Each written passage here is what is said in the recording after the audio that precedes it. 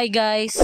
Welcome back to my YouTube channel. So for today's videos guys, meron kaming na-discover dito na isa siyang kainan na pastilan sa gagalangin. So yan yung pangalan ng kanilang kainan guys. So na-curious kami kasi haba ng pila, affordable siya, mura na, masarap pa daw, busog ka pa. So ito yung pastilan sa gagalangin guys. So alam naman natin na yung pastil, 'di ba? Most of the Muslim sila kumakain ng pastil. So ano ba talaga ang pastil? So ang pastil is a Filipino packed rice dish made with stem rice, wrapped in banana leaves with dry shredded chicken, pwede ding beef or fish, and it's originate from Maguindanao. So and it is a Muslim dish spread throughout Mindanao.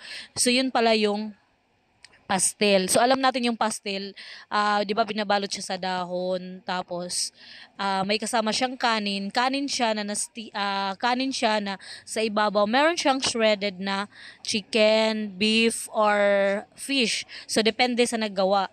So ito yung kainan guys, dito sa Gagalangin, ay dito sa Tondo guys. Ang pangalan lang ay Pastilan sa Gagalangin. So ang original dito sa Gagalangin talaga guys. Pero ang place nito sa Tondo din naman, pero ang place na ito ay nasa Quezon Street, Tondo, Manila.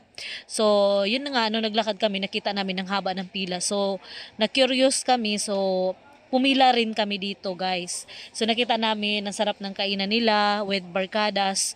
So, why not to try? Mura lang naman siya, 20 pieces lang, 20 lang siya, guys. Meron ka ng pastil. Kung hindi siya maanghang, 20. Pero pag spicy pastel na order mo ay 22. Tas halimbawa, pag meron kang 'di ba, nag-order ka na ng ng isang pastil, then kahit na spicy, meron silang another ulam, merong corned beef, may basta iba-iba guys, may egg, ganyan. 10 na lang siya guys. Kasi nga bumili ka ng ng pastil eh. Pag bibili ka nun, yung bilhin mo ng ulam na longganisa, tocino, 10 each na lang. So mapamura ka guys, kasi nga meron ka nang binili na na pastil eh. Hindi pwedeng bumili ka lang ng tocino. Hindi. Pag bibili ka nun, siguro mahal na. Siguro mga sa 30 each or 25 or depende kung magkano. Tapos, pero pag bibili ka nun ng order ng pastil lang, so at bibili ka naman ng tocino, bali 20 ang pastel order tas tocino. So 30 lang siya guys, 10 na lang siya guys. So ito yung pastilan sa Gagalangin. So kamayin mo daw para masarap kang kumain, ganyan. Kasi dito kailangan parang kamay siya kasi masarap nga pag nakakamay ka guys, no? So yan na nga, ang ginagawa namin, hindi naman kami kakain dito sa kainan na to, sa pastilan na to. Nag-order kami, nag-order kami, then take out siya guys. So yun na nga, tiis ka sa pila kasi mahaba yung pila, kasi nga mura lang naman talaga siya guys eh. Kaya sino ba yung tatanggi or sino ba yung aayaw na ayaw mo, mura na, tas masarap pa, affordable pa siya, di ba? Abot kaya yung presyo. So, marami siyang pumila dito guys, maraming pumila sa Tondo. So dito to sa may Quezon Street, Tondo, Manila. Yun na nga, na lang namin, pagbaba ng jeep nakita lang namin. Yan, pumila na siya. So nagantay muna kami kasi mahaba din talagang pila. Abot sa labas guys. So bagong lang pala to guys, bagong tayo lang dito yung pastilan sa Gagalangin. Pero itong pastilan sa Gagalangin talaga, doon talaga sa Gagalangin mismo to. Matagal na talaga pala daw to.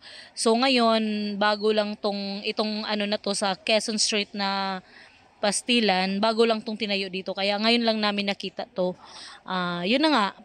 Kaya na-curious kami, so sabi ko bili na lang din tayo kasi para tingnan din natin, tikman din natin, kasi hindi naman ako kumakain ng yan ang haba ng pila guys, dumadating pa yung iba.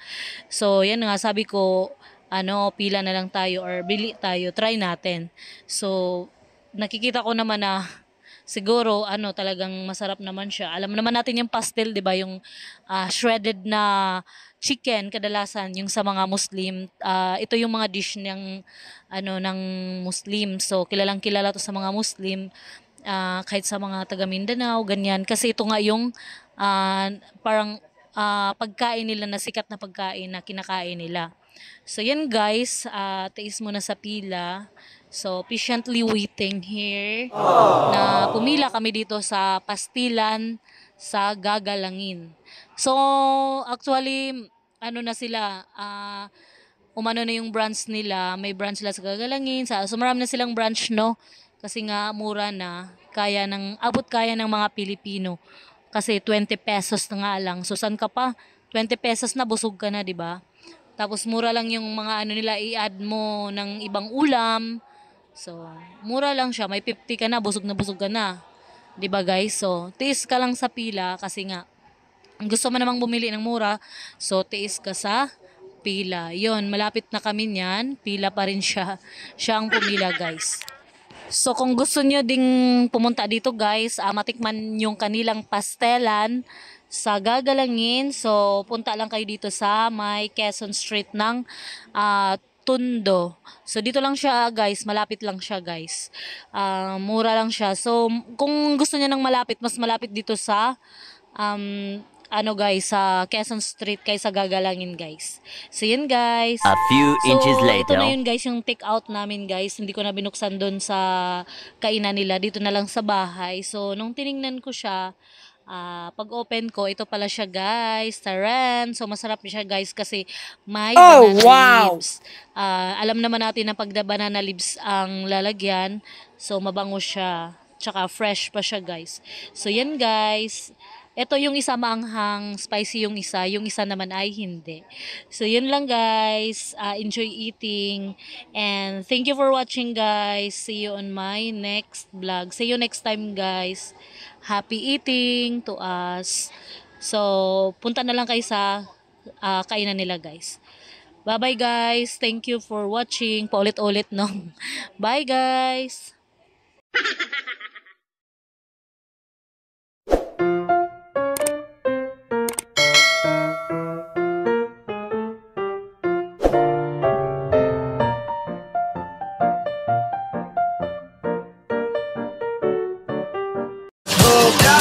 Forget what they doing, keep on